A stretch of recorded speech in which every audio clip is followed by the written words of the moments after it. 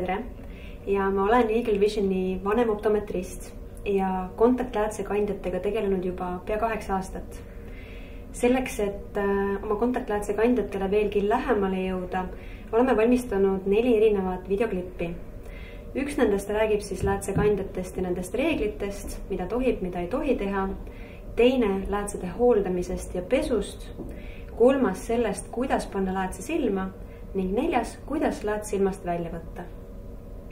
Ning selles klipis räägingi ma siis põhireeglitest, mida peab tegema läätsekandja igapäevaselt.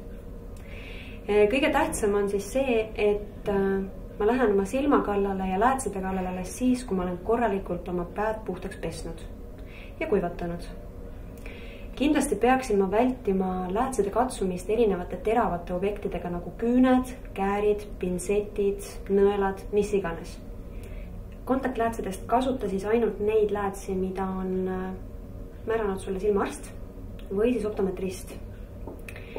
Kui oled oma esimesed läätsed kätte saanud, siis päris 8 tundi päevas kohe kanda neid ei saa, vaid tuleks alustada 1–2 tunni kaupa ja igapäevaselt minna paari tunni kaupa pikemaks kandmisaja poolest.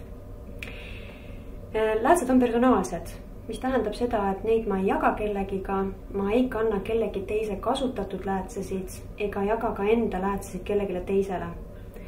Need, mida mulle on määratud, neid ma siis peaksin kandma ka. Väldi läätsedega ujumist, saunas käimist ning duši all käimist.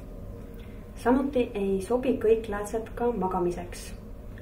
Läätsede ja kosmeetika kasutajatele kehtib see reegel, et lääts läheb ennem silma, siis tuleks kasutada make-upi ja läätse võtan ma alati ennem välja ning seejärel võtan jumestuse maha. Väldi aerosoolide, deodorantide, parfüümide ja erinevate pihustitega toodete kasutamist, kui sul on kontaktläätsed silmas. Ära pane läätse suhu, vaid läätse jaoks on omad meetodid, kuidas teda pesta ja õiged vahendid selle jaoks.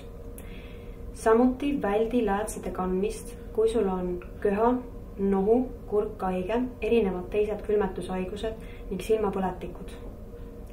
Iga meil käinud kontaktläätsekandja saab siit kaasa ka spetsiaalse infopuldiku, kus on räägitud siis läätsede hooldamisest ja režiimist ning sama info leiate ka eaglevision.ee kodulehekülje pealt.